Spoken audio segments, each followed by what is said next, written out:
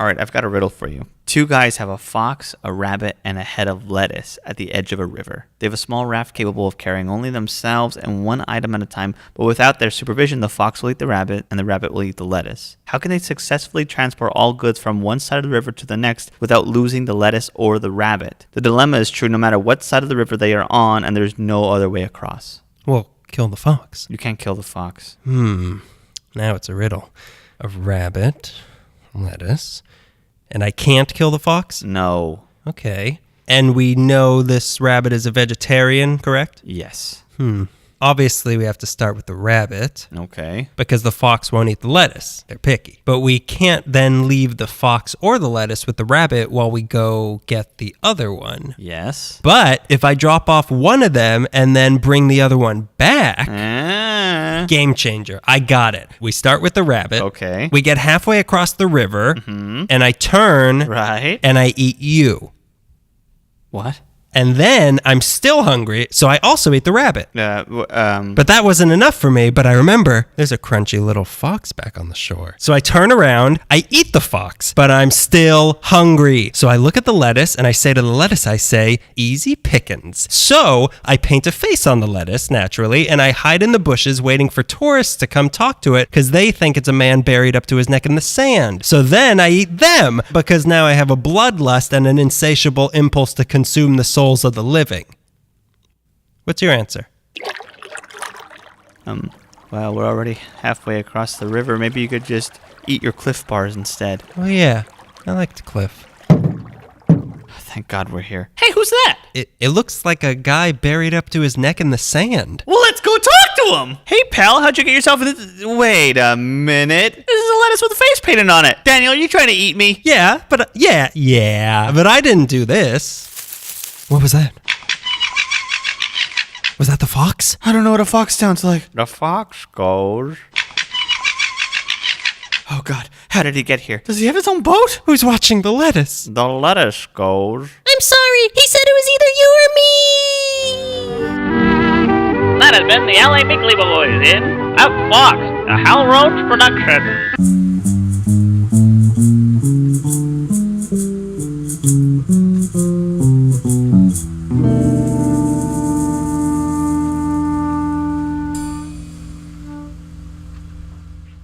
52. 52. When we're naming each episode, is that how each episode starts now? Yeah, just to say numbers? I'm going to take away your name and give you a number. Podcast.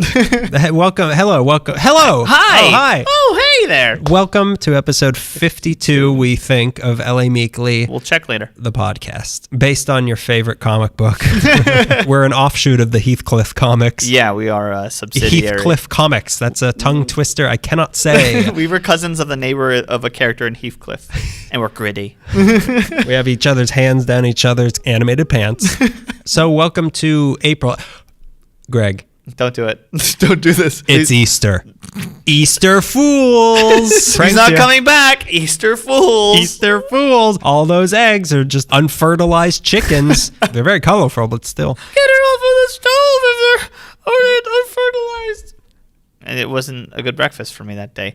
He's not coming back.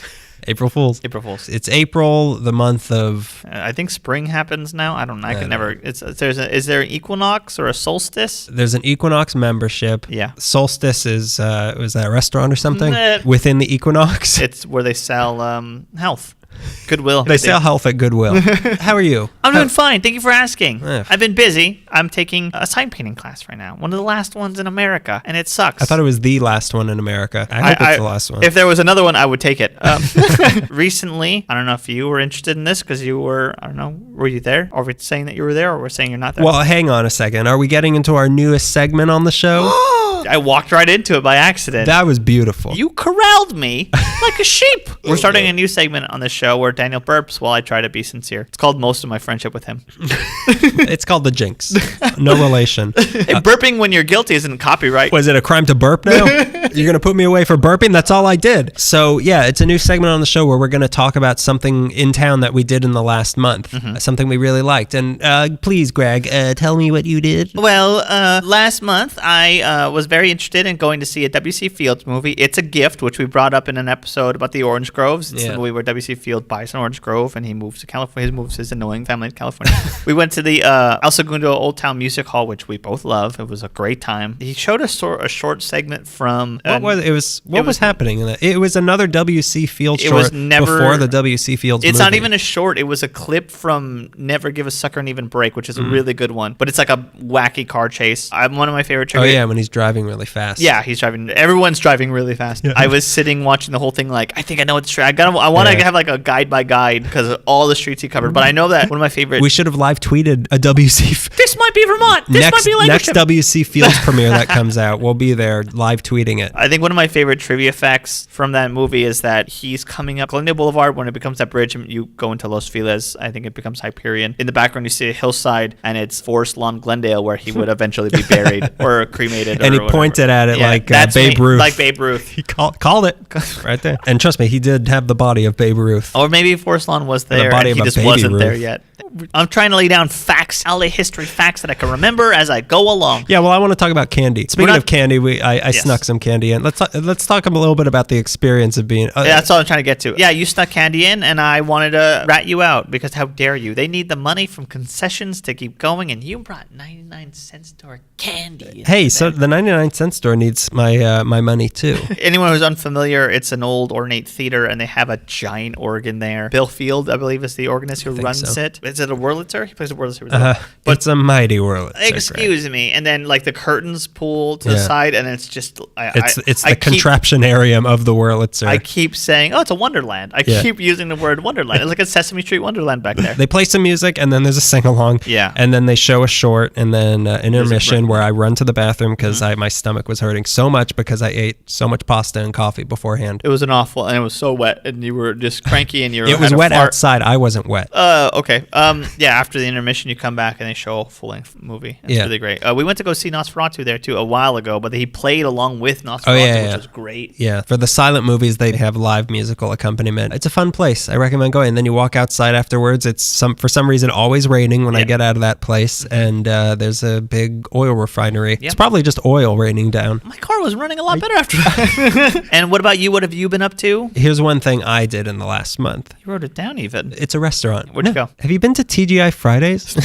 You're mocking me. It was a restaurant. It's called Semitas Poblanas Don Adrian. Wow. It's on Victory, kind of near Lake Balboa, and they're basically tortas. Okay. Have you heard of those? Tortas. Have you seen Coco? They're sandwich. Have you seen Coco? They feature heavily in Coco. The Remember Me was about a torta. It's basically that, but I guess it's from one particular place in Mexico. The one I got was a fish. It was like breaded fish, and it has on top of it like these huge hunks of cheese, an entire avocado, and then like some vegetables, and they have a really good hot sauce to put on it, and it's great. It's just a tiny little place. Say the name again. Semitas Poblanas Don Adrian. There's also these I forget what it was, but I didn't know what it was, and I felt too embarrassed to ask, like, hey, what's that? Yeah. It's like a type of cilantro from this one part of Mexico that has, I don't know, it has like a different taste than other cilantro. We need different departments from different cultures to just sit next to us while we talk and be like, actually, the term you're trying to come up with is this.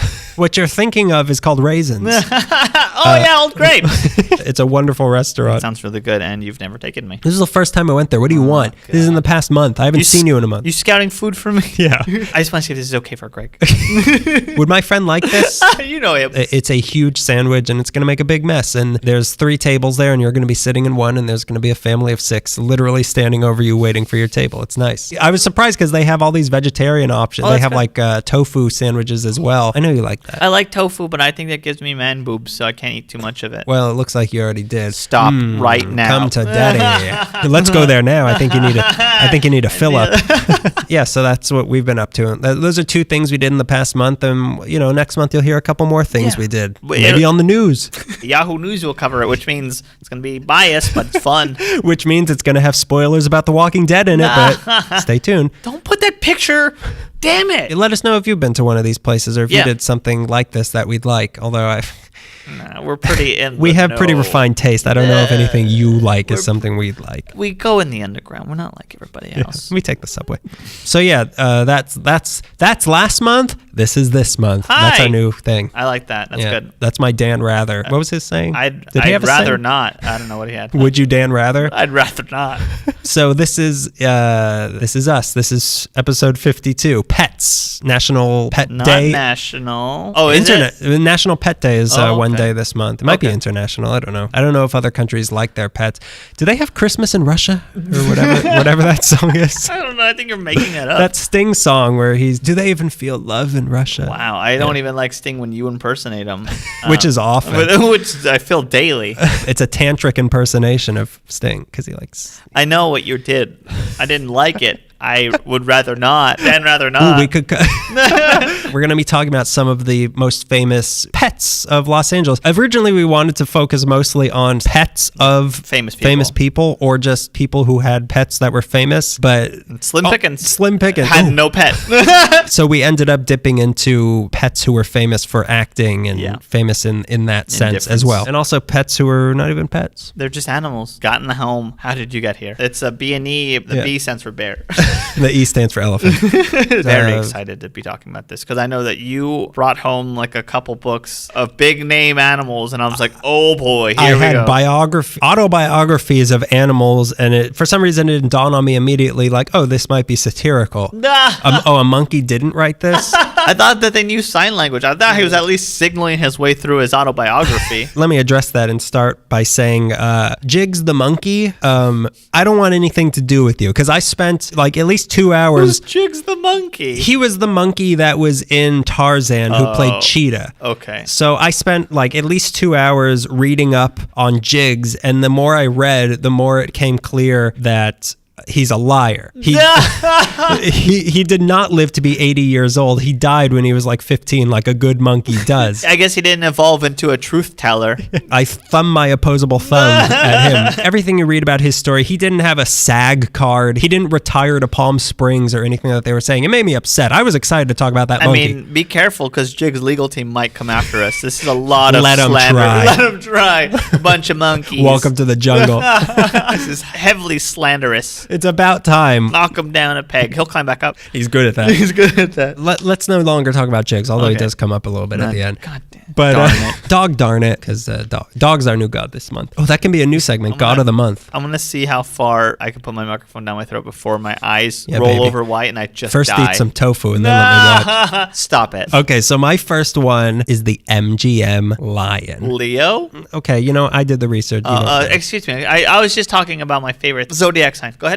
So I'd start this story with the roar of the MGM lion, but when I hear the lion roar, I have a primal instinct to soil myself and invent fire, so I'm going to skip it. Like I already said, the MGM lion, plural, S? What? Impossible. There can't have been more than one lion in this world. Changelings. There can be two lions at any time. There's the master and the apprentice. To start MGM Studios, just to give you a backstory for like 20 minutes. MGM Studios was it was a super studio formed when the movie theater titan Marcus Lowe of Lowe's Theater, now owned by AMC, no relation to AMC, the TV channel, home of The Walking Dead spoilers. Which, watching an episode of The Walking Dead, there's a lot of spoilers in there. So this Marcus Lowe, he orchestrated the merger of three smaller studios. There's Metro Picture Corporation, Goldwyn Pictures, and Louis B. Mayer Productions. MGM, Metro Goldwyn Mayer. If you didn't know that, you are DUM, dumb, ugly, misinformed.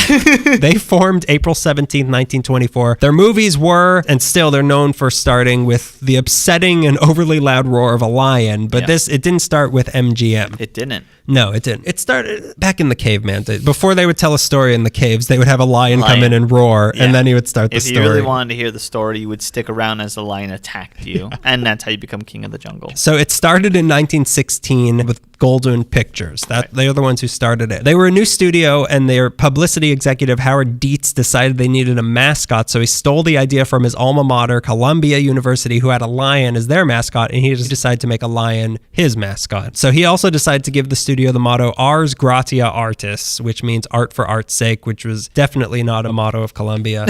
So to make it known that what you were watching was a Goldwyn movie, they put a bumper before the movie saying that's why they do that. Yeah, so this one's made by Harvey Weinstein. Better keep watching. Hi, we paid for the movie. Just just want to say that up front. This is ours. This is us. So Stop doing that.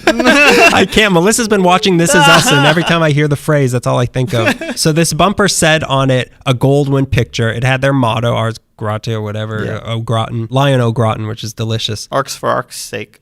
Orcs for orcs' sake. And then in the circle made of film strips was a real lion. But who was this lion? Tell me more about this lion, please. Are you lion? Go ahead. Are you tigered? Oh, wait. His name was Carebra, and he was born in the Dublin Zoo but came into the care of one of the first movie animal trainers ever, and at that time he was definitely the best one. He was a man named Volney Pfeiffer, or Captain Pfeiffer, as he liked to be called. I like that too. Someday I would love to be a fake captain. Carebra was renamed Slats to sound more American when he came through Ellis Island. Lion Ellis Island. I'm not panthering. Did I do that right? I think you nailed it. When Goldwyn came looking for a live lion to be in their logo, he was, I assume, the only lion in town. So as a marketing gimmick, they gave him the stage name Leo. Wasn't his real name. Slats? Slats' stage name is Leo. Nay, Carebra. Even the lions got to change their names. And he had to lose a lot of weight. That lion's got to be stoopable. And what is this, Lions Manali? I ain't panthering. Stop. They gave him the name Leo, and they slapped some footage of him into that bumper, and the logo we all know and love and are scared by was born. Is it just me? Because I get scared by that logo. It's loud. I mean, it's it's a frightening image, but like it's comforts me. It comforts you? Well, I mean, like I've been seeing it. It was a bumper for a lot of cartoons, if I remember correctly. Yeah. I mean, I wasn't scared of it, but it was before I knew I was supposed to be scared of lions. I learned later I was supposed to be scared of them. So you would have been eaten way back when. Yeah, probably. So the first movie that this was used on was Polly of the Circus, I guess fittingly, in 1917, but this was still the silent era, so there was no roar by Slats. It's just so he just kind of looked around. That's pretty nice, too. I'd rather see a lion looking around. Yeah, confused. And I get the jump on him now. I roar at him. He who roars first. Delta. Because even the roar goes on for too long. Yeah, and just like the looking around, he's just kind of... Yeah, that's funny. For like 12 seconds, just kind of looking around. But that performance, it was enough to last for over a decade. They used that same thing. So in 1924, when Goldwyn merged into MGM, the new company decided to keep the same logo almost identically. But now it would say MGM Pictures instead of Goldwyn Pictures. So now Slats' image was being used in MGM movies, starting with the first one was Lon Chaney's He Who Gets Slapped, which was that same year. He was also the line. Have I heard of that movie? I've never even heard the title before. How many Lon Chaney movies they've all been lost anyway. Yeah. The Man of 1,000 Pictures, all of them lost. That same year, Slats retired from show business along with Captain Pfeiffer, who took him with him to Gillette, New Jersey to live on a farm. He started to board animals that were used on Broadway in New York City. But I guess MGM still had say over what happened with Slats. So from there, they loaned him to the Philadelphia Zoo until he died in 1936. He was buried at Pfeiffer's farm, and Pfeiffer planted a pine tree over the grave to hold down the lion's evil spirit. Oh my God. You could have him back when he's dead, Pfeiffer. Not so much a threat. Those are the terms of the contract. It's the cycle of life, yeah. The farm's not there anymore, but the tree is still there, apparently. Nice. So get your shovel. But Slats' legacy wouldn't last forever. He's not the same lion. You're lying. Go ahead. In 1920, it's still funny. Keep at it. In 1928, the old Slats logo was looking dated, and they wanted a new, sexier lion to replace him. Enter Jackie. Jacqueline? Jack Lion? Jack Lion Serengeti. I'm not lying. Jackie was born 1915 somewhere in the Nubian desert in Sudan. And according to his trainer, Melvin Kuntz, he was the ugliest cat you had ever seen. That hurts. I don't even know what this lion looks like, and it hurts. Well, think about what he went through to look like that. But nepotism was strong back then, and Jackie came from lion actor royalty. His mom, Stubby, was also a performer, and his grandma, Mamie, was one of the first animals ever on film in America. So Jackie, ugly though he was, made maybe the biggest contribution to the MGM logo, because by the time he came onto the scene, sound was a thing in movies. So to add an extra punch to their logo, on July 31st, 1928, they had Jackie roar into the camera, and the genre of upsetting movie logos was born. The first movie that his roar was used in was White Shadows in the South Seas in 1928, which wasn't a talkie, but it did have some sound effects and music in it. Yeah. Did people jump out of the way of the train? No, they jumped out of the way of the White Shadow. Into the mouth of a lion. Yeah. I'm not afraid by that lion, but I think that's the ocean, and that scares me. So Jackie's roar was used in every MGM movie until 1932, when they replaced his roar with that of a panther because it was more the sound that they were looking for. Oh. Lions don't make the right roar. Yeah, so don't tell a lion that. So for a long time, there have been 2 urban legends about the recording of Jackie's roar. Do you know about this? No. What do you not know? You're a Hollywood gossip. I mean, do you even like lions? The first of these urban legends says that when they were filming him, Jackie was supposed to just silently look around like Slats did because it sells. Yeah, it's a tradition at this point. He was supposed to just look around, but while they were filming, according to the legend, 2 bank robbers who used the warehouse that they were filming in as a storage place for their stolen loot burst in, not knowing that they were filming a lion inside, and Jackie saw them and roared right as they were filming, and then he mauled one of them, who died 2 days later, while the other one ran outside and was hit by a cop car rushing to the bank that they had just robbed. And those 2 robbers, Abbott and Costello. Abbott and Costello die in real life. But if that were true, then I don't know why they still kept Jackie around when he also supposedly killed his trainer and his 2 assistants the next day while Alfred Hitchcock watched. Those are the 2 urban legends about this lion. They're not true. How can we make them true? We're going to have to clone Alfred Hitchcock. I've been saying it for years. We've got the lion. We've got the trainers. We've got the bank robbers. We've got all the stuff. Alfred Hitchcock is endangered. I can get a lion. The fact is, Jackie was actually the nicest of the lions that we're talking about here. One night, a stray cat and her kittens made their way into Jackie's cage, and instead of a collage of baby cat parts all over the place the next morning, his trainer found all the kittens soaking wet because Jackie had been cleaning them all night with his tongue. Sweet. Jackie. Oh, Jackie, baby. He was also the lion that MGM made the most out of being their mascot. So he was paraded around the country under the same publicity name of Leo for everyone to see, to promote their movies. Come see the White Seas of the White Seas or whatever it was. So it's really scary. Once fade in on wind. Ooh. Oh, no, how? He was even toured around the country as Leo, the MGM flying lion. Why do they call him that, Greg? Why do they call him Flying Lion? They built a special plane with a special cage enclosed in glass as the body of the plane that they would put Jackie in and literally fly him around the country for people to see. It's so funny that there was an era of flight before it became commercial where it was just gimmicks. Yeah. Amelia Earhart set a record for the longest flight with a lion. With a live lion. Dead lion anyone could do, but a live lion. However, having a lion on board was apparently not easy to calculate weight-wise, and it turned out the plane was too heavy. So 5 hours into a flight from San Diego to New York, the plane crash-landed into the Arizona desert, which I'm less shocked that this crazy plane crashed than I am that they were flying for 5 hours out of San Diego and they were still only in Arizona. The pilot and Jackie were fine, but the pilot had to go get help, so he left Jackie in the cage for 4 days with a bunch of milk, water, and sandwiches, and when they finally went back for him, he was fine, and he got renamed Leo the Lucky, which was a nickname he took advantage of because he would go on to also survive an earthquake,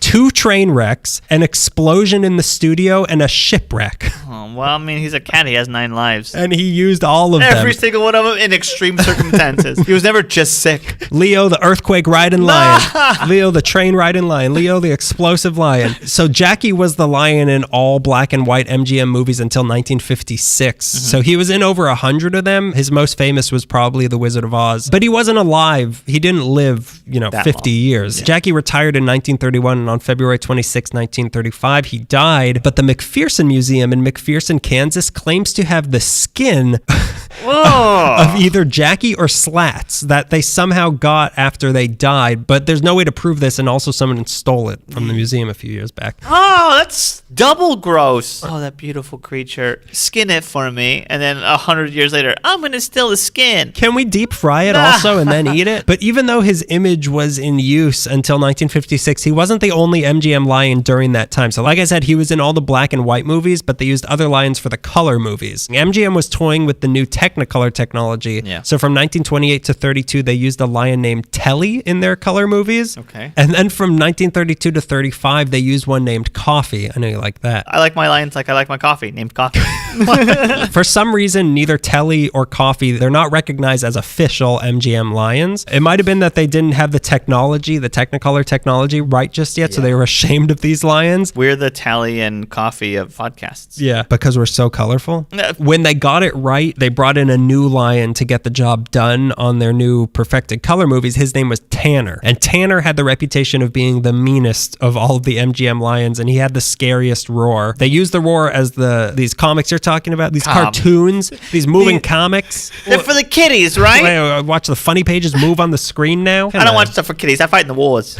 They use the roar of Tanner as the sound effect for a lion in all the MGM cartoons. So whenever you heard Tom or Jerry roar, it was Tanner. Well, Tanner's mean, and I don't want to support that because I like Jackie. I like a Jackie. Yeah, Jackie's nice. I would love to be licked all night by Jackie. I would love to crash land in Arizona and live off sandwiches for 4 days. Yeah, that's your dream. The biggest movie that Tanner showed up before was probably, I would say, Gone with the Wind. But time keeps moving on, and even the ferocious Tanner was replaced in 1956 by George, who was hired because he had a huge mane, but he was too timid and nobody liked him. Yeah. You talk about Coffee and Telly being us. I think timid and not liked is the lion that's us. This is us, a lion. So they even had to dub Tanner's roar over George's roar to make him interesting. He only lasted about a year until the MGM Lion to End All Lions was brought in. The only lion whose actual name was Leo. Oh boy. He was born in the Royal Burger Zoo in Arnhem, Netherlands. He was by far the youngest lion to be used by MGM, and you could recognize him because he doesn't have much of a mane. It's very cute. You know what? Actually, this lion's me.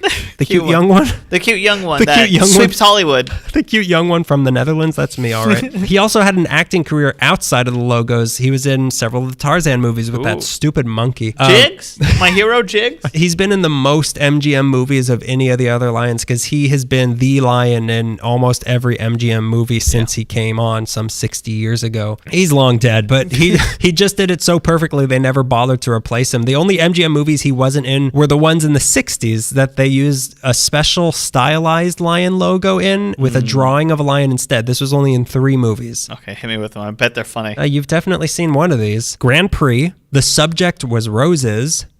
So what's the movie? 2001, A Space Odyssey. That has a stylized logo? What is it? It's a drawing of a lion. There's no lion. There's no other lion after Leo. It's just a drawing of a lion. They saved the big roar in 2001 for 20 minutes in when the tiger roars in that. It attacks Jigs, or a man dressed as Jigs. He played all the monkey. That was his Norbit. There was plenty of cartoons where like bugs would come out and he would roar. That was another thing. Like the Marx Brothers would have movies where like Groucho would be there roaring or making fun of a roar or something. And it's been made fun of to no end. So get some more material. Let's add to that time-honored tradition. So Leo's roar has changed also because by the 80s his roar was like scratchy and dated. So they needed to add a new wave beat to it. Yeah, they had Depeche Mode remix the roar. So as a favor, the sound designer who was working on a movie for MGM, that movie being Poltergeist, he had been gathering different cat sounds for that movie. So he provided a new roar that they could use in their logo. So the roar that you hear in the MGM logo now is actually the roar of a tiger that they recorded for Poltergeist. So in 1992, they even filed a trademark on that roar, but it took them 20 years and they finally got it in 2012. So officially there have been 5 MGM lions, but 7 have actually been in MGM movies. Also the voice of a panther and a tiger. So just explain that to everyone in the time between seeing that logo and the movie starting next time you watch an MGM movie. And that's the MGM lions. It's weird how very Hollywood that story is because like we have the ones on the screen, but also like we have overdubbed with panthers and I think he might have killed Alfred Hitchcock. We're going to get the young sexy line because that old line, I know. That's just not going to do anymore. We are talking about lions, so I thought I'd talk about lions too. This next story. I'm done hearing about lions. Can you talk about something else? You have anything about anteaters? I'm feeling I like have something about anteater. armadillos. This one's called Tippi Hedren and not the birds. This one's for the tippies. So on the set of her first film, which was Alfred Hitchcock's 1963, The Birds. Was that her first movie? Yeah. She was a model before that, then she became that was her first actress. First time as being There's a scene where her character, Melanie... First time she saw a bird also. What the hell is this? It's a little plane? Is this a velociraptor? I know a lot about dinosaurs, but what is this? There's a scene in The Birds where her character, Melanie Daniels, is trapped inside of a bedroom and she's being attacked by an onslaught of rabid, angry birds. To best portray the... No relation. No relation. So the best portray portray the terror of the scene and also to get his rocks off the only way he knew how, he had a bunch of prop men viciously throw real birds at her, gulls and ravens and crows, at Tippi Hedren for 5 days. One of the birds gouged her cheek and narrowly missed her eye. The experience was really traumatizing. Thus began a long and complicated relationship with animals. That's upsetting. Yeah, no, I love that movie, and hearing that, I kind of don't want to watch it anymore. The Birds was a huge success, and after that, there was another Hitchcock film, Marnie, where he threw a whole brood of Marnies at her. He kept throwing the color red at her, and it gouged her cheek. Imagine that. Almost took her eye out. This bird will take your eye out, Tippi. Her career continued on, but our story here starts in 1969. I can think of someone who wanted to pull licked. What? Remember those kids last month we told to listen to the pets one? Stay tuned next month. We'll keep trying. We'll keep riding line between being for adults and being for kids and pick neither one. Her career continued on. Like I said, our story starts in 1969 in North Africa on the set of Satan's Harvest. While on location, Tippi and her husband at the time, Noel Marshall, met a not terrifying lion named Dandelion, who was a dandelion. The two of them became very interested after meeting Dandelion in big cats. After that, they took a trip to Mozambique. There was a huge game preserve there, and it was there that they saw an abandoned house inhabited by 30 lions and their cubs, sleeping in window frames, resting on the porch swing. It's like a abandoned house, and a pride took over. So there was just lions all over the house. That's a lion tenement. It's the sequel to Lion King where they move in. Lion King 2, Heavy as the Crown. A home like regular people, and they start wearing pants and stuff. It was what some would call an animal house. So the two of them were really getting fascinated by the sight of a bunch of lions living in a house. And it wasn't long before the two of them were struck by the idea of creating a film about it, which is what Hollywood people do. So they decided to do it. A movie about lions living in a house. That's what the idea was. So they wanted to show everybody this image that they saw. So they wanted to do a movie about lions living in a house. So back in the States, they began shopping around and asking questions to animal trainers. And someone told them that they couldn't just force a bunch of adult lions from different packs, different prides to live together and expect it to go well. I've seen Big Brother. I think they can. We'll film every angle of it. They have to do challenges too, or else no one will be interested. What needed to be done was they had to create a pride of their own of about 50 homegrown lions, introducing one at a time to their new environment. What's funny about this is that everything that happens makes logical sense in regards to sequence. We want to make a movie about lions. We need lions. Lions are going to cohabitate. They're going to have trouble cohabitating, so they need to adjust. We're going to make our own pack, so we'll get a pack. So you keep taking steps, but if you take a step back, it's a bunch of Hollywood actors buying lions to make a pride. Well, who's going to build the house? Lions got to build the house. We're going to need to train a lot of badgers to build a house. The carpenters of the animal kingdom. The Amish of the animal kingdom. So there was an animal rental business in the Soledad Canyon, which is in Santa Clarita, which is where we meet Neil the lion. Neil the lion. Kneel before the lion, Neil the lion. There was a Life magazine spread that I got really into. I saw pictures. Oh, baby. I saw pictures online a while ago, and it's Tippi Hedren, her family, Mallion Griffith, is her daughter, obviously, and there's a lion in their house. And I thought, I'll just write about that. Griffith, by the way, an animal that's kind of part lion. Go on. Griffin. Or that's Griffin. Griffin. Almost there, though. Isn't it Griffin Park? So that's why I got interested in the story. It's not as simple as just Neil the lion, but Neil was their first lion that they had. Neil wasn't like all those other lions you see on TV that mauled people. Neil was different. Neil liked to be hugged. He was very friendly. This is the kind of lion that Alfred Hitchcock makes kill people. Homie, don't play that. I'm not going to tell you about the long conversation today. I had somebody about Jamie Foxx and how long I've been watching Jamie Foxx and thinking, that's right. He's been with me my entire life. May Jamie Foxx be with all of you your entire life. Go on. And the silent cross. Two crosses, slightly askew so that they're X's. The man running the animal rent. Thank you. That was funny. It took me a second. You're welcome. Do my job. So the man running the animal rental service was Ron Oxley. He said, if you want to know anything about lions. Wait a minute. Does everyone in this story. They all have animal names. You're reading the script of Zootopia. This was written by Walt Disney. What's the problem? Walt Disney's last movie, Zootopia. Zootopia. Someday I want to make a movie about the bureaucracy of the animal kingdom. It's for kids. So Ron Oxley is the man who runs the animal rental service in Soledad Canyon. He says, if you want to know anything about lions, you have to live with them for a while. Why did you marry him? So Tippi and her husband thought, okay, that's fair. Let's keep Neil, the 400-pound lion, as a pet in Sherman Oaks, where they lived off of Beverly Glen on Nob Hill Drive. So there was a lion living in Sherman Oaks? Yeah. No, It's more than just a lion. But yeah, there was a lion there. So the whole family became involved in caring for Neil, helping to feed and care for him. He even shared the bed with Tippi's daughter, Melanie, who, if you don't know, like I said, is Mallion Griffith. She let her little daughter sleep in bed with a lion that they just adopted? A fully grown lion that has not known them since birth? Well, what I was reading was they had it as a cub, but I think that, I don't know, I think it's like 5 weeks to 5 months is where they usually grow into from like cubs to lions. I don't know for sure. I don't know if you've ever seen the Life magazine spread they did, but there's a full-grown lion in bed with a little girl, and it's terrible. terrifying because the size of the lion is just like, hi, but it's like takes up half it's a lot of pictures like that. I've always wanted to hug a lion or a bear, but I don't know if I would fall asleep with my neck pointing towards them. No, yeah, for sure. I wouldn't like kick it in its sleep. You accidentally punch it in the nose and it accidentally eats your face. It accidentally bites the top part of my body off. If you see the pictures, there's one where Tippy is resting her back against the lion as if he was on a couch. Like she's just like resting on it. He's laying by Sure it wasn't just the lion skin from the MGM lion? Oh, it's Jackie. Yeah, it's the skin of the MGM lion on a jaguar. That's what I meant. Neil's laying by the pool. He's sharing a bed with Melanie. He's messing around with the fridge. He's doing things that like regular cats do. Okay, you know how like a cat, where you're playing with a cat and it'll like put its teeth on your finger like it's teething? Yeah. It's doing that to Melanie Griffith's head, but like it's like a lion. God. After Neil came Casey, who came from another physician who had a lion as a pet. Wait a minute, at the same time they kept adding into the house. So that house in Sherman Oaks had like a couple lions. Nija was another lion, a cub they had there. Then there was Mike and Ike, Trans and Bridget, all adorable. One of them was cinnamon flavored.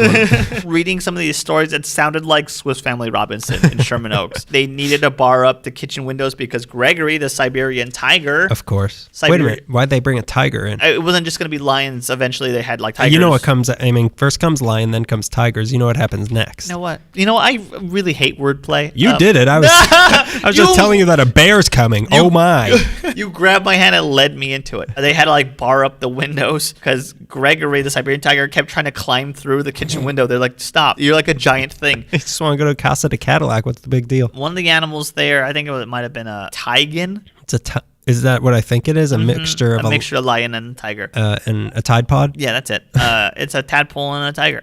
They took over one of the offices there at the house for like 3 months, allowing no one inside while she trained her cub. David, who was another lion, went to Africa for a commercial. Los Angeles, even the animals have commercials. Eventually, Ron Oxley would inspire Tippy to take in 5 more cubs to raise at her Sherman Oaks home, watching them grow from being big old cubs to terrifying-looking lions. After some of her neighbors in the valley were complaining, Tippi Hedren bought the Soledad Canyon animal rental area and turned it into a preserve for lions, calling it Shambhala, which is ancient Sanskrit for a meeting place of peace and harmony for all beings, animal and human. That sounds like a trap. Anyways, her Sherman Oaks home would become a transition area for the lions to get used to the family, and then Shambhala would be used for them to move into the Pride. Let's keep this in mind. We're still doing all of this to make a movie about lions living in a house. She's still raising a Von Trapp family of lions. This is all in preparation. They're leading up to their Infinity War. I'll put it in terms you can understand. And I did, and now I'm super excited. But it must have been around this point that Tippy's intense move from movie making to animal activism. She might not have realized it, but now she's just growing a pride of animals. And like she wants to say, oh, we're getting ready for a movie, but like clearly not just that. She moved to the animal compound surrounded by lions, tigers, and a couple of African elephants and some other exotic felines that she bought for the film. Shambhala was no place for harmony, though, maybe between the animals and the people, but it was a nightmare of natural disasters. They had floods and they had fires. They had to evacuate for some of those. I hope they had 2 of each. Why are you building a boat? Imagine being in Santa Clarita and there was a flood and everyone was evacuating and then there was just an elephant. And what's happening? A lion floats by. Didn't that happen in Oh Brother, Where Art Thou? A cow floats by. A cow floats by a roof just of a house. As scary. Shambhala was the first birthplace in captivity anyways of a Thai Tigon. So a Tigon is the offspring of a lion and tiger, as we said. A Thai Tigon comes from the mating of a Tigon and a tiger. So abominations. Oh my God. This is sick. This is the island of Dr. Hedren. So by the end of 1979, the house count ran 71 lions, 26 tigers, 10 cougars, 9 black panthers, 4 leopards, 2 jaguars. Speaking of the Avengers. 2 jaguars, 1 tiger, 2 elephants, 6 black swans, 4 Canadian geese. Speaking of Darren Aronofsky. Swear to God. I swear to God. Swear to dog. Swear to me. 7 flamingos, 4 cranes, 2 peacocks, and a marabou stork. What's a marabou? Is that like a caribou? I think it's a stork. Oh, a marabou stork. A stork. Okay. It's one that's animal. where, that's where the baby. That's how the babies got there. That's how they had grandchildren. So you said they have 71 lions there? Yeah. That's insane. Yeah. They're going to need a bigger house. So let's not forget about the movie. Originally titled, Can't we? Don't worry, it's unforgettable. The movie was originally titled Lions, Lions, and More Lions, which is something that we would have done. But thankfully, it was changed to Roar and was in production at this time. So I've heard about this. We'll get to it. Oh, no. I think I know how this story ends. Yeah. Apparently, it was 11-year production, but I don't know if they counted Raising the Animals as production reproduction, but it was mayhem. It's a reproduction. I talked to the Tytagon. By this time, having spent almost 7 years with a collection of animals, it was relative mayhem. So like it's as much mayhem as raising a bunch of wild animals and them not killing each other all the time. So did any of them ever kill each other? Do you know? No, I didn't read any stories about that. The story of Roar about the movie is about a scientist making a study of big cats in Africa. His family comes to visit him. He's not home, but when they arrive, the family has to run room for room, seeing a house full of lions, which is what this they is wanted a fiction to do. movie. The fiction movie, yeah. Until he comes home, and then poachers get involved. That was how they turned what they saw in Africa into a movie. It's not important what the movie's really about because it wasn't very successful, but people tend to go back and watch it because it's billed as the most dangerous movie ever made. Yeah. Why? In the making of the film, it is said that 70 cast members were injured in a variety of matters, although... One for each lion. Although Tippi Hedren claims that it was closer to 7. Even there, though, but... Come on, it was only 7. It was 7. Most of the footage capturing the injuries was included in the final cut of the film, resulting in real blood on the screen. Really? Real, terror. Hedren was bitten in the neck... Please say it was by the stork. One more time. Hedren was bitten in the back of the neck by a lion and suffered a fractured leg and multiple scalp wounds. Oh my God. Melanie Griffith clawed in the face and needed facial reconstructive surgery. Her husband, Noel Marshall, was wounded so many times he was hospitalized with gangrene. An AD narrowly escaped death when a lion missed his jugular by an inch. Oh my God. And the director of photography, Jean Desbont, was effectively scalped when a lion bit him and tore off the top of his head and needed 220 stitches. Oh my God. Yeah. Why did they choose now to? They were biding their time. Their time. Listen, making movies is hard.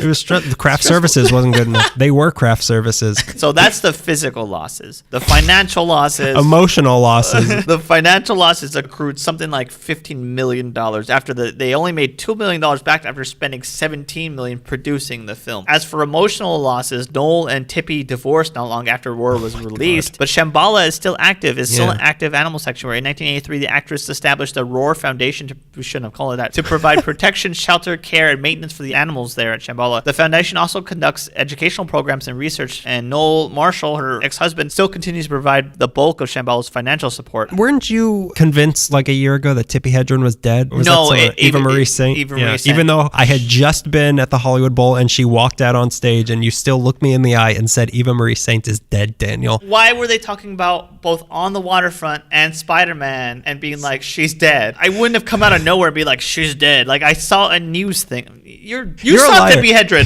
Tippi Hedren has since acknowledged that it was, quote, stupid beyond belief to put her family at risk by allowing an animal with, quote, no conscience or remorse genes to roam free. She has said that as I made the movie, I got into the issue of stopping the government from allowing people to breed lions and tigers as pets. They shouldn't be pets. They're apex predators, top of the food chain. One of the 4 of the most dangerous animals in the world. They can't be pets. So she's now an advocate making sure people don't adopt these animals as pets, which is really responsible on her part. Shambhala safaris are now offered to the public, 18 years and older, twice a month on reservation basis. They cost $35 per person. Reservations must be made in advance. And from what I can tell, I'm not sure, but from what I can tell from my reading, you can go and Tippi Hedren can give you a tour. Yeah, for like a 4-hour tour. I've heard that tour. I've heard that tour. I've heard that before. Yeah, I've heard that tour. Yeah.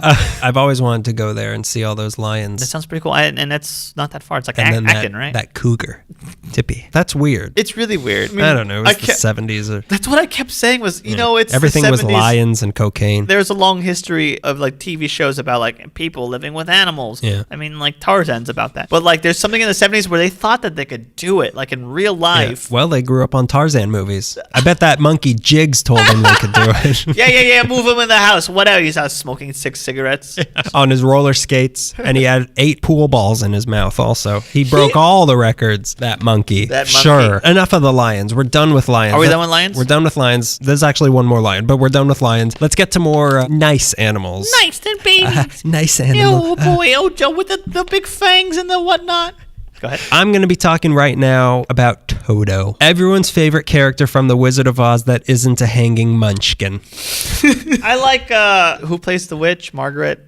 For some reason, I want to say Margaret Atwood. I almost said Margaret Thatcher, so that's just as bad. It doesn't matter. I was going to make fun of her burns that she got from filming it. Well, she's going to get some burns in this one, too. I'll lay the first bombshell on you right off the bat. Your favorite male actor of all time, Toto the dog? Yeah? Female. Was not a boy. That was a girl. Get used to it. There's no such thing as gender. So So this little bitch, she was born in Altadena in November 1933. Born in Altadena? Yeah, she was in Altadena. You're crazy. Toto, you're crazy. Little old puppy from Altadena. November 1933. She was a black cairn terrier, and her name was Terry. She was abandoned as a puppy, and she was taken in by a couple.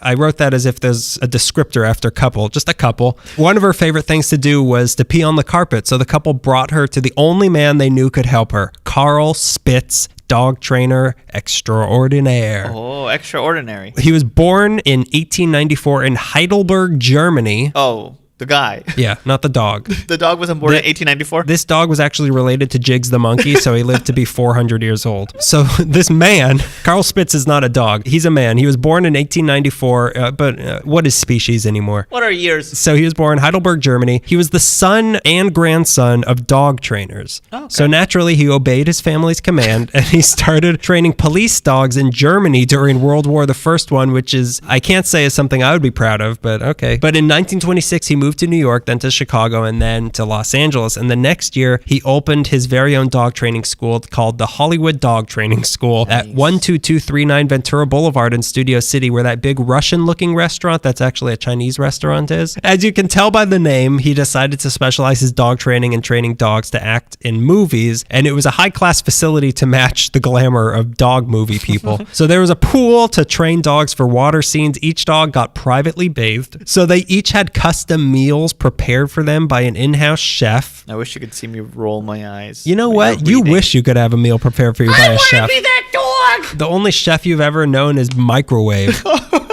Maybe the meanest thing I've ever heard in my life. Well, don't put down dogs. I'd like to put down dogs. Oh, Why? Hang on, the studio audience is groaning. That's Jiggs.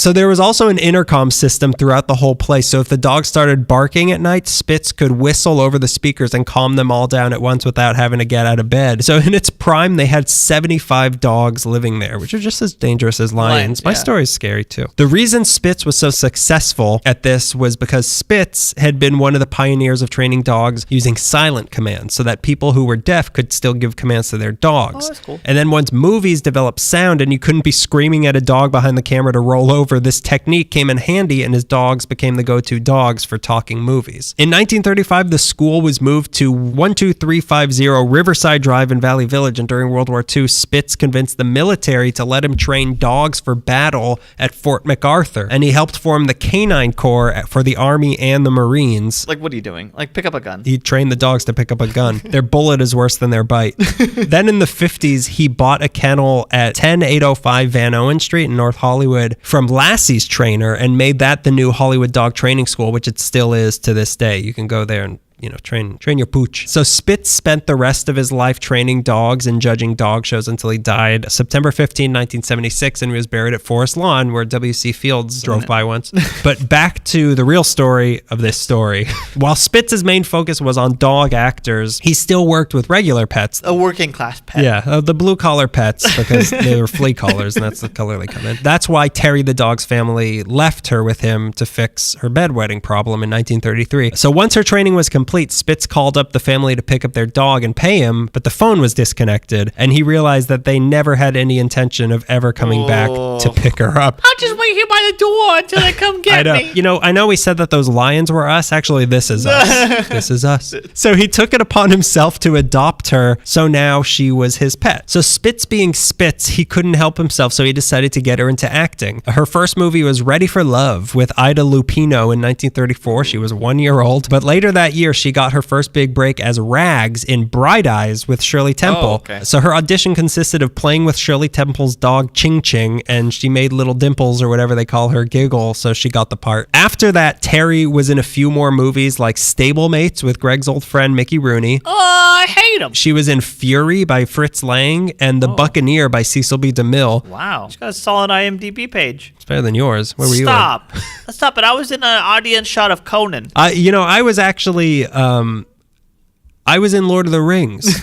I was a stand-in for a big sword. They used me as the tennis ball for the CGI thing that would later become a sword. Yeah. Recognize me? But in 1938, Destiny came calling. MGM and their Lion executives, which I think that was the point of my story, they were making a movie of L. Frank Baum's book, The Wizard of Oz. And Spitz knew there was a dog in it that looked exactly like Terry. So he looked through the book and he saw what sort of acting she might be required to do in that role. And they trained her, and then they went into the audition fully prepared for what may come. And after taking one look at her, they hired her on the spot. She was great on set, and Judy Garland loved her, even though she complained that she had bad breath. Who? Which one? Clearly, the dog complained that Judy Garland. Obviously. I mean, stop being fanciful. Fancy feast. Terry was making $125 a week from this movie, which was twice as much as most of the other actors, aside from the main ones, including the Munchkins, which the Lollipop Guild was not happy about. We're going to check our union rights for the Lollipop Guild, but I'm pretty sure this is not... We represent the lawyers from the Lollipop Guild. Yes, we do. Yes, we do. Supposedly, Toto's actually in more scenes of the movie than Dorothy is. What? Really? Yeah. I mean, Dorothy isn't in every scene. She's like asleep or captured in some points. And Toto's just Terry. rowdy. But it wasn't a completely stress-free experience for Terry. She was terrified by the wind machine that was used to make the tornado. We all were.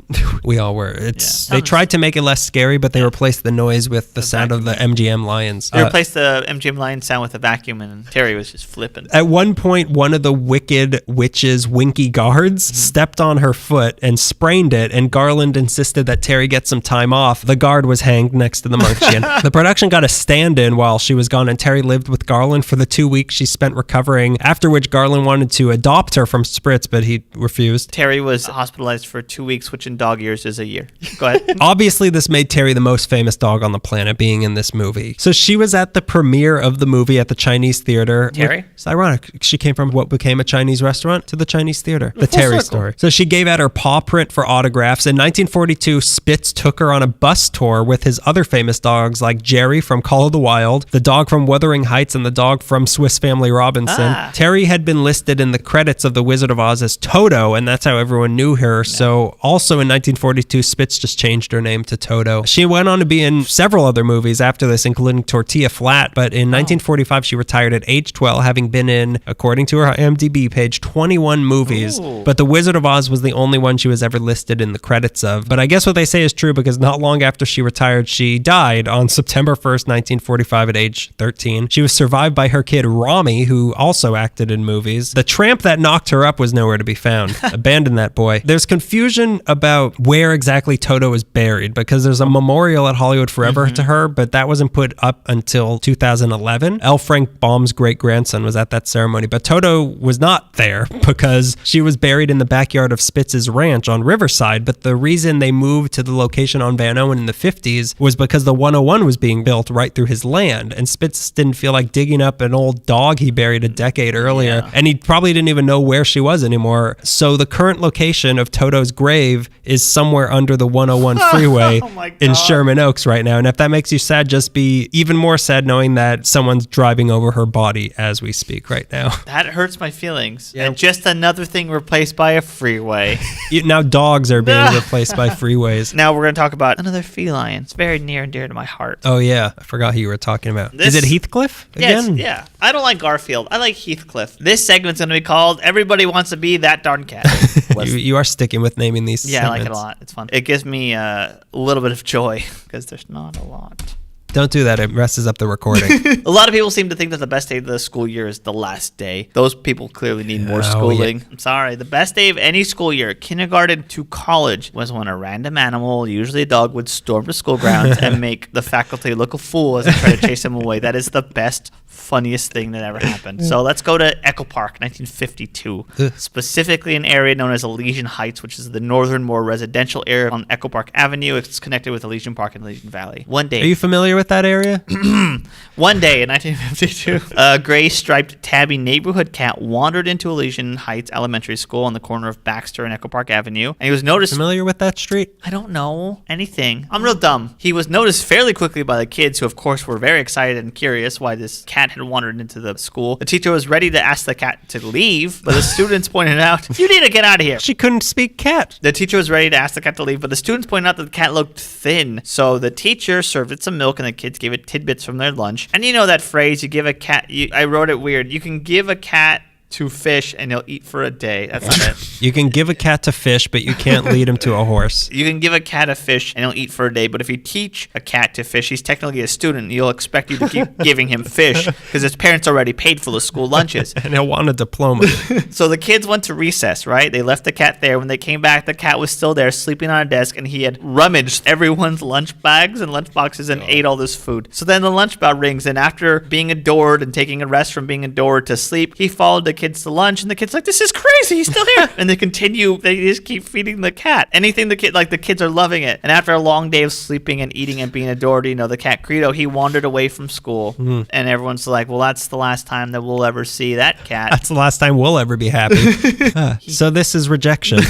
But the very next day, the cat came back, wandered into a class again, did the same thing. And it must have been the when I'm reading this... He ate everyone's lunch again? Yeah. In my head, it must have been the funniest day. The funniest day of all of this must have been the second day. Because, the first day must have felt like a fluke. But on day 2, when that cat comes back, you're like, what? He's going to do it again. This continued on every day that school was open. When people were there, he would show up, and no one wanted him to go away, so he stayed. Kids started withering away because they never got lunch. The only line I read about staff thinking it wasn't a good idea was overcoming objections by some teachers. That's the only line in this whole story where someone's like, maybe this isn't a good idea to have this stray cat on the grounds. But that was it. So there was an overwhelming embrace to this neighborhood cat who had just wandered into school. So everyone just now adjusted to having this living mascot. This cat did not have a name because it was a stray. As far as anyone knew, no one owned the cat. So, what are you going to do? So they started coming up with suggestions for names of the cat, and they were being thrown out. One of the students said, well, why don't we name the cat after the classroom that he seems to go to the most? And that room was room 8, which is a clever pun on roommate. I don't know if that kid... And because he ate everything. Because he also ate everything that you put near him. And so goes the tale of Roommate the cat. There wasn't much backstory on Roommate, but one of the teachers, it might have been Beverly Mason, who figures heavily into Roommate's life, says that Roommate was born in 1947, making him about 5 human years old when he started attending classes. He was a neighborhood cat who may have been treated really badly or without much love or attention at home, so the cat sought peace and affection in a new home. Floozy. Yeah. I'm just hanging around a bunch of kids. What? So according to most of the readings, what Roommate did the most was get fed by students, thus becoming... his favorite pastime. He was no longer a thin little cat. He was a plump little guy. You see in a bunch of pictures, not a fat cat. And he would... That's where the phrase fat cat came from also. Is also very rich. He struck oil one day. Roommate would eat everything, and then he would just sleep in the sun. There was a golden rule that must be followed in regards to the presence of room 8, and that rule was,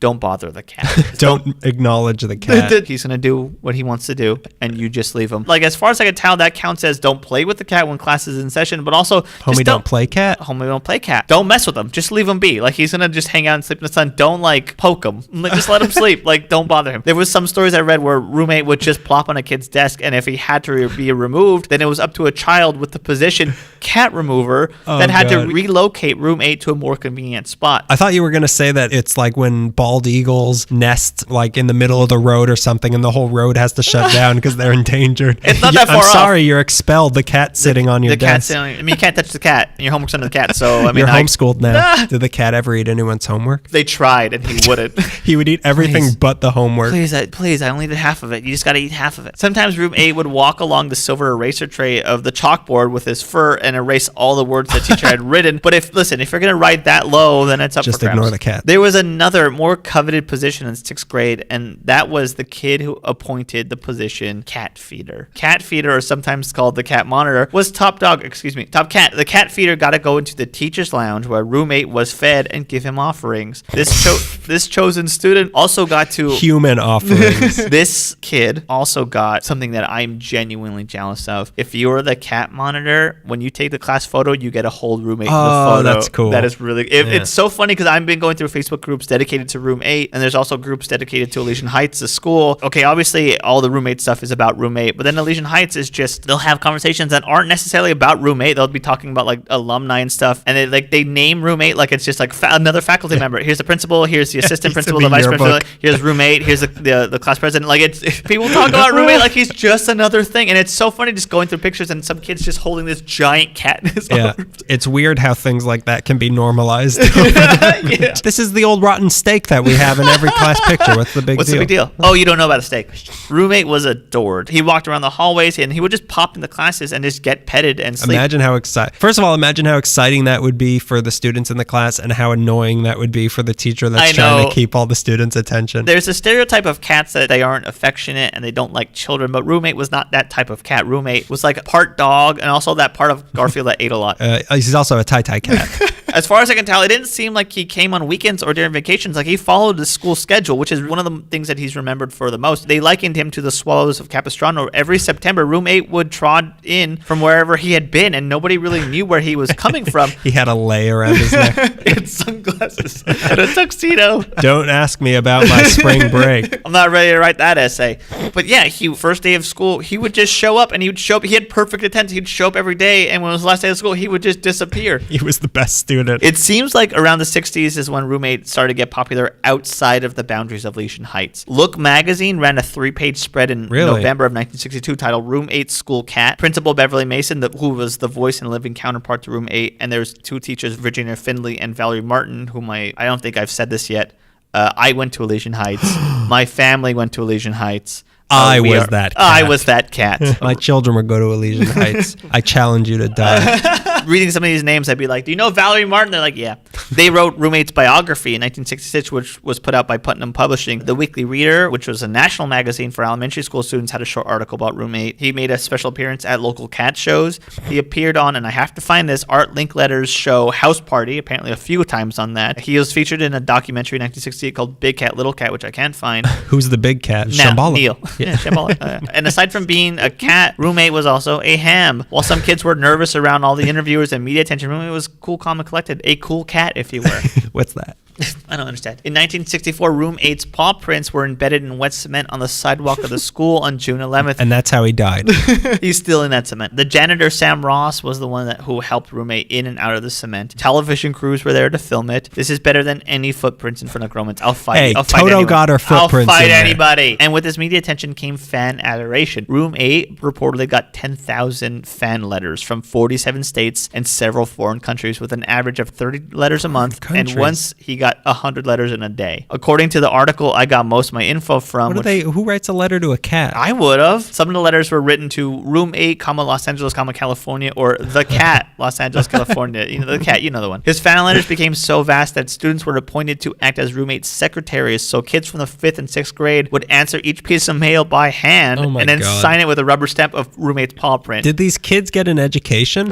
Yeah, they became secretaries. It turned into a complete secretarial school. Get them while they're young. You work for the cats now. Some of these fan letters that came in had donations with them, so that money went towards the school library fund, and some of the profits from the sale of biography that teachers wrote went towards paying for Room-8's postage, which went out to kids who wrote to him. But as the years pass, it's the same old story with every loved pet. Room-8's health weaned in and out. Weaned? Yeah, weaned. Waned? Waned. Ween's World. You're a ween. Roommate got older and lost teeth. Ween's World. Got it? I get it. Cool. Roommate party on. Roommate got older and lost teeth and was injured in a fight with another cat. Roommate nearly Room 9. Yeah. Roommate nearly died of pneumonia in December of 1964, but managed to pull through. What? I was just gonna say room 789, but because he avenged 8. Thanks. The responsibility of the cat nurse fell on several staff members' laps. Custodian Sam Ross. Hang on. How much of the city's money went towards creating job positions to take care of this Everyone cat? loved to do it. Volunteer position. They had a $4 billion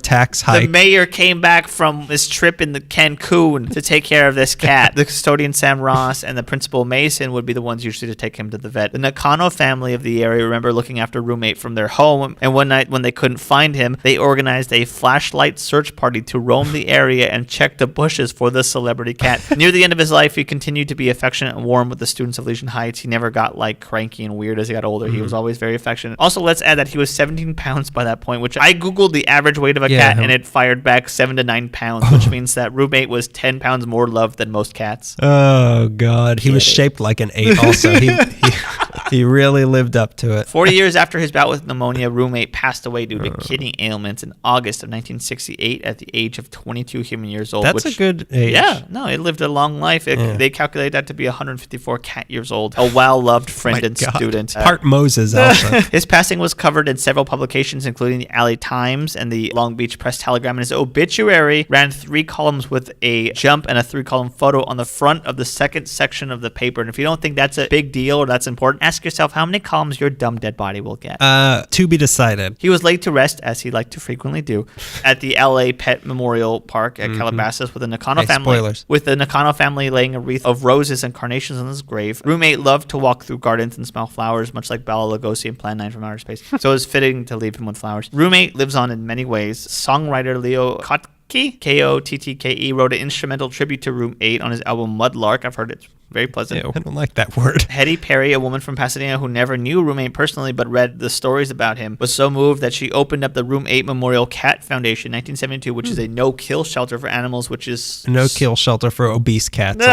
You got to be you get 17 pounds. Supported by donations. So if you're looking for a place to put your money, that's the place to do it. It now exists in Riverside, and it's still going strong. My favorite memorial for Roommate is Elysian Heights itself, which adorns several murals all over the school. All along the avenue, students wrote in cement slabs their names and the memories they have of Roommate. My aunt wrote one. Really? Hers is there, yeah. I'm going to dig it up. That's why I'm not saying her name. His paw prints are still there. There's photos of him all over the place. I went to this school, and I didn't kind of get it until high school. My friends started coming over, like, what's with the cat? I'm like, well, it wandered into a class. Like, so I'm like, it's kind of a big deal. You don't get it. I remember you told me, because I was curious about that cat also, and you're like, yeah, that's Roommate the cat, and I considered not being your friend anymore. Just like we were talking about the class photos and how you just kind of accept it at some point. I'm just like, it's Roommate. What? That's the god of our neighborhood. It's a cat. That's our biggest celebrity. I don't understand why you're mad. I got mad. Yeah, livid. But there's another way that he lives on. Many students in the neighborhood have said that they eventually ended up taking Roommate in during the summer times, feeding him and sometimes letting him stay over, although he usually wouldn't stay long, but instead would show up frequently and may have impregnated a cat because that student's cat gave birth to a gray striped tabby litter. So it's very likely that Room 8's lineage continues in Echo Park. So be nice to all cats in Echo Park. The prodigal kitten. I never really thought about, I knew I liked Roommate a lot. My family knew Roommate. We had, it comes up in family stories sometimes, but reading the story this way, it's a really nice story about this reciprocal relationship between this school and this cat and how they had feelings for each other. It's really remarkable. There's not a lot of stories about schools that take in pets and then it becomes the mascot, like a living mascot. Yeah. Above all else, what is important about this is there's a lesson to teach children about opening your doors to those who need a place. Room 8 is a symbol of hospitality. I'm so glad those murals and the sidewalk memorials live on because I can't think of another school that has anything like that. Was he the mascot? Were you like the Elysian Heights roommates? I think it might have been the Cougars, but Roommate is the it's always the Tippy Hedrons, if you know what I'm saying. No, my Cougars were my middle school. I don't remember what we were. Please, Cougar's my middle name. Yeah, that's Roommate. It's weird. It's not though. I'm glad that it's a cat that made a name for itself on its own. It wasn't an actor. All it was starving. All it was fat. What better way to wrap up these stories about all these pets than talking about a place where all pets eventually go, if you're lucky. When their time comes, all our pets move on and go to that special place where they wait for us to someday join them, Calabasas. I'd rather not. I'll meet you in hell. This is the story of the Los Angeles Pet Memorial Park. So it starts in 1924 with a Dr. Eugene C. Jones, which I'm going to be calling Dr. Jones for most of this. No time for love. He was a veterinarian from Washington State College who moved to LA that year in 1924 to open up an animal hospital at 9080 Santa Monica Boulevard in West Hollywood, now across the street from the Troubadour, called the E.C. Jones Veterinary Hospital, and then the Jones Dog and Cat Hospital. The building was designed by the same people who did the Capitol Records building and the Cinerama Dome. Really? Yeah. Is that why it's shaped like a bunch of dogs hanging on each other's back? Is that why the building's like that? It's really cute. It's the dog talking into the phonograph. Yeah. But really big. Like you could see this from space. He's not talking into the phonograph. He's listening. How many times do I have to tell you? Dogs can't talk. I agree to disagree. So being located in West Hollywood, Dr. Jones became hugely successful as the go-to guy for celebrities to take their sick pets pets too. They're sick puppies, man. They're sick. So he was the most conveniently located for them. So people like Gloria Swanson, Charlie Chaplin, and Rudolph Valentino all took their pets to him. Peacocks and vultures, whatever weird eccentric animals. Can you look after my ocelot? Okay, Rudolph. So his success led him 4 years later to expand his operations into a location to deal with the pets he wasn't able to save with a pet funeral parlor on Highland. They sold pet caskets ranging anywhere from $725 to several $1,000s, and they had a viewing room for the deceased pets. But around the same time, Dr. Jones started yet another venture to find the chakra stone or whatever. He started another venture to deal with where these dead pets should go.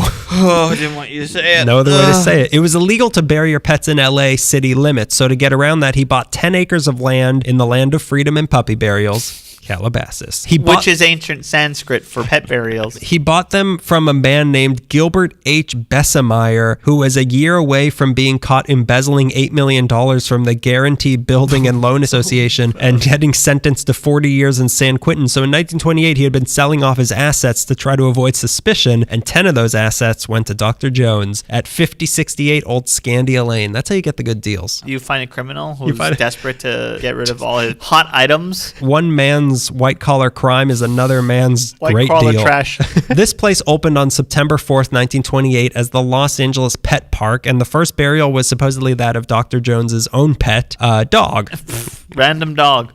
I killed it so I could have a first burial. Couldn't wait. Yeah. This was only the second pet cemetery in the entire country behind the Hartsdale Pet Cemetery in Westchester, New York that opened in 1896. Ours is better. Ours had oranges all over it, so it was a lot nicer. A hearse would take the coffins from the funeral parlor on Highland all the way to Calabasas, which probably took like 8 years. You could have had another pet and then watch that one die by the time. It was a self-sustaining system. So there they would either be buried in a plot complete with tombstone for $12.50, or after the crematorium was built in 1929, $17.50 for cremation. It was $400 to be placed in the big mausoleum on the top of the hill. Of course, with Dr. Jones's celebrity clientele, a lot of those celebrities brought their pets here also. So buried here are the pets of Bud Abbott, Irwin Allen, Maury Amsterdam, Lauren Bacall, Joseph Barbera, Cubby Broccoli, Peter Bogdanovich, Henry Fonda, William Randolph Hearst, Jim Nabors, Bob Newhart, Debbie Reynolds, Cesar Romero, Greg's old friend, Mickey Rooney.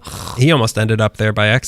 Not accident. That's what happens when you act like an animal. It's a good deal. Ava Gabor, Mary Pickford, Lionel Barrymore, Adam Sandler, Diana Ross, supposedly Bruce Springsteen, Lily Tomlin, Peter Falk, Tori Spelling, William Shatner, Alfred Hitchcock's Terriers, and those guys he killed with a lion.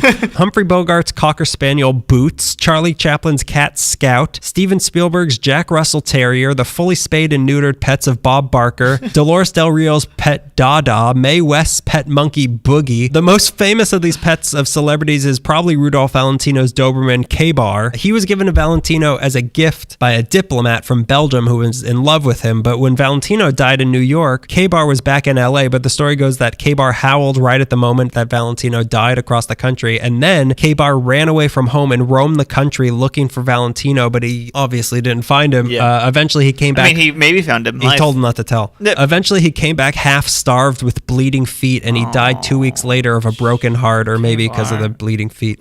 He's at this cemetery, and the lady in black, she actually used to come leave flowers at his grave every year the same day she'd go to Valentino's at Hollywood Forever. The ghost of K-Bar is also reportedly heard barking and panting and sometimes licking hands, but I suspect it's Boogie, the monkey, that's doing that. There's also plenty of animals who were celebrities in their own right that weren't just famous by association to a celebrity human. No cats, though.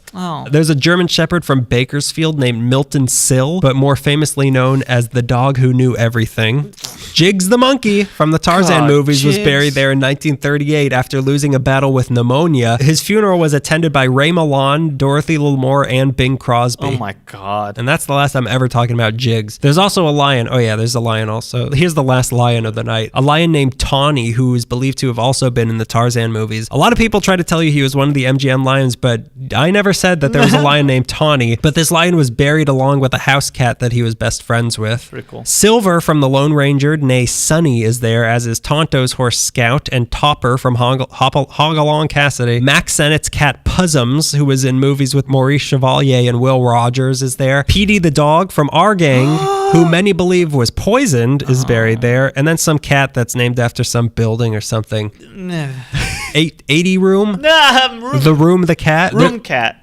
There's one grave there marked for Blinky the friendly hen, who was a hen at one point, but when she was actually buried in 1978, she was just a frozen Foster Farms chicken that an artist named Jeffrey Valance bought at a Ralph's in Canoga Park, and he buried it as performance art. And then 10 years after the burial, Blinky was exhumed and had an autopsy performed on her by UCLA's head of pathology, and the whole thing became an exhibit at an art gallery in Glendale, complete with artifacts like the shroud of Blinky and a recreation of the funeral complete with a rubber chicken in a coffin. Wow. I don't know why you don't like that. I love it. I don't like high art. Well, these things get normalized. I grew up with Foster Farms chicken. Yeah. After the exhibit was over, Blinky was reburied, and you can read all about it in Valance's book, Blinky the Friendly Hen. There's also pets who are famous for better reasons than that, like some dogs who helped find survivors during 9/11. Wow. There's also just regular pets of people who wanted to bury them there because they love them, and each of these pets has a story. One tombstone says, Borden died of uremic poisoning at 3:30 a.m. due to kidney failure 7 hours before he was to be euthanized, and it's all my fault, Richard. Oh my God. Yeah. Those are the words of a broken heart. He was probably in the office and they're asking him, what do you want it to say? And he just broke down. Our hearts go out to you, Richard. There's a white-nosed coati named Titin that got killed by a cat, and at his funeral was his best friend Poncho, a white-faced monkey who cried during the entire ceremony. There's a 2-year-old German Shepherd from Pacoima named Skippy that was buried December 26, 1989. His story was that he had bit the mailman, Floyd Sterling. So the next day, which was a few days before Christmas, Sterling came to deliver the mail, and Skippy's owner and her 10-year-old son came outside to give Sterling a Christmas present, but as they came up, so did Skippy. So Sterling pulled out a gun and shot the dog in front of the family, the mother and her 10-year-old son, who were trying to give him a Christmas gift. He claimed he was just trying to scare him, but when someone asked him if he thought the dog was going to be okay, he said, I hope not. He was suspended and charged with 3 felonies, and the USPS paid for the funeral. There's another dog named Poocheroonie, and he has no story, but I like his name. There's not just dogs and cats and horses and monkeys, though. There's lizards, ferrets, goats, pigs, fish, turtles, hamsters, a boa constrictor, Mickey Rooney. People leave flowers and sometimes dog toys and treats. There's statues of some animals in their memory. There's stained glass windows of animals and wind chimes in the trees. It's pretty nice. It's a nice place. You went there. We went there, and it was not as fun as I thought it was going to be. It sounds like it might be like pleasant, but everything you said right now, well, you talked to me after you went, and you were sort of like, hey... Listen, I thought this was going to be a nice Sunday, and now we're both bummed because a lot of the graves have like pictures of the animals on it, and like there were people there who had. There was one guy that I thought he worked there because he had a shovel. He had a shovel. I don't know. He had the collar in his mouth or something. He was just standing there staring at he was an older guy, just standing there staring at a tombstone for like 20 minutes, just looking at it. Haunting. That's haunting. Yeah, and then like there were other people there who had their other pets, and they were just like hanging out at the grave. That's heartbreaking. Yeah, it's pretty sad. Did you see roommates? I couldn't find there's no, I mean, it's not a huge place, but like how are you gonna there's no neon sign pointing to roommate. Usually I just have like a little pointer and then I'll just find it. If you just shine a laser pointer, certainly his skeleton will jump up and try to get it. In 1947, Evelyn Waugh came to look around, and in 1948 he wrote about it in The Loved One, referring to it as happier hunting ground. The only trauma to disturb the peace there came during World War II when Lockheed was testing some experimental new plane that crash landed into the cemetery, and there's still supposedly some debris up on the hill. Dislodged a whole horse. By 1932, they had over 750 pets there, and in 1969, they consolidated the funeral parlor on Highland and moved it into the cemetery. In 1973, the Joneses family gave the cemetery to the Los Angeles SPCA, and by 1978, they had over 40,000 pets buried there. Trouble came in 1983 when the SPCA put it up for sale, and some developers wanted to buy the land and pave over it to make houses or businesses or something. So a group of people whose pets were buried there came together and formed a group called SOFI, or Save Our Pets History in Eternity, and they raised $100,000 to buy it on September 12, 1986. They even got a law passed that prevents pet cemeteries from being destroyed or developed over. There was a rift in the group in 1992 when some of the SOFI members split off and formed a secondary group called SOS, or Save Our SOFI, which in itself stands for something longer. But today, they're once again a unified group with some 500 members. The great civil war of Sophie is over. Sophie's choice, they chose peace. They have some 500 members watching over the cemetery that now holds some 50,000 pets. Caskets now cost between $120 to $300, and plots are $400 to $1,000. If you're burying a horse, you don't need a casket because they're too big, so they just flip them upside down and cover them in hay. It's very tastefully done, though. They hide the dong. The dog gets a casket. It gets the Milton Berle treatment. They'll provide you with a priest or a rabbi or whatever you need to make this process easier. Every last Saturday of the month, they hold a candlelight memorial for anyone who has lost a pet, which when I read about that, I was like, oh, that might be kind of nice. And then I heard it's just people crying. It's just like people crying. Hard sobbing. Yeah. If you don't like what the LA Pet Memorial Park has to offer, the only other pet cemetery in town is the Pet Haven Cemetery, started in 1948 by M.V. Griffith, the animal. Yeah. And C.E. Ranzenberger, who started their cemetery because they were angry at the watering restrictions in Calabasas that wouldn't allow them to grow grass over their pets' graves. So this one is at the northeast corner of Figueroa and 190th Street in Carson. They have over 25,000 graves of pets, including that of Mickey Cohen's dog, Mickey Jr., who was buried there in 1960, supposedly escorted in by armed guards. And the tombstone says, Mickey Jr., my baby, I'll always miss you. And then they shot the grave. It's a 12-gun salute, but it's all aimed at the thing. In there also are the pets of Edward G. Robinson, Jack Webb, Claudette Colbert, Groucho Marx's poodles, Soto, and Mr. Dreamboat, Ike and Tina Turner's Great Dane Onyx, Nat King Cole's boxer Mr. Pep, Ella Fitzgerald dog Easy, and all 8 of Jerry Lewis's dogs. While The Loved One was about the Calabasas Cemetery, the filming location of the movie was this one in Carson. It's easy to be snarky about all this and put it down as rich people going crazy about their pets, but I know what it's like to use a pet. You know what it's like to lose a pet. And I'm sure most people listening to in any sort of like tradition or structure to sort of make that process easier to cope with, no matter how crazy it does kind of seem, whatever you need to get through it, I don't think should be put down. Yeah. No pun intended. Yeah. So those are the pets of Los Angeles. I want to go hug an animal now. I want to go dig up Jigs. I'm not done with him. You listen to me, you old dead chimp. It's a nice cemetery, but it'll easily make you sadder than going to a human cemetery. It's a nice cemetery for me to stand outside of the gates of and just appreciate from afar. It's a nice cemetery for me to poop on. That's a tribute to another animal. Another pet who's a favorite of mine. It's weird that Toto and the Tippy Hedron lions were like right in my neighborhood. Yeah, I was thinking about that because I was looking up like, does he live off of Beverly Glen? Does he live on an ancient Toto burial ground? I was very interested in Toto, so thank you for telling me that story. I'm glad you don't care about the MGM lions. I mean, I do. It's just, lions. They scare me. There's only one Toto. I can take her. I could take Toto.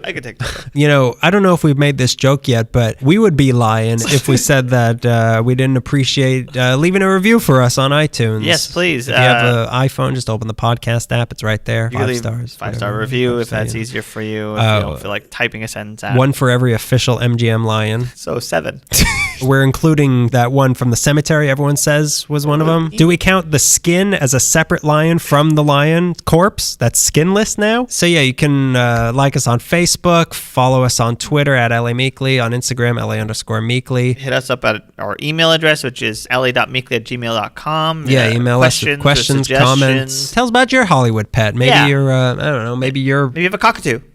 That would be crazy. Oh yeah, also email us if you want to be a subject of one of our field trip episodes. Also email us or contact any way you want to contact us. Yeah, we've been doing more of those. Our main hub is lameekly.tumblr.com. We have an episode archive there where you can look up all the episodes. You can give us stuff on Patreon. Mm-hmm. There's some goodies in there for you. We've been sending postcards to people. Or you could just give us money for doing nothing.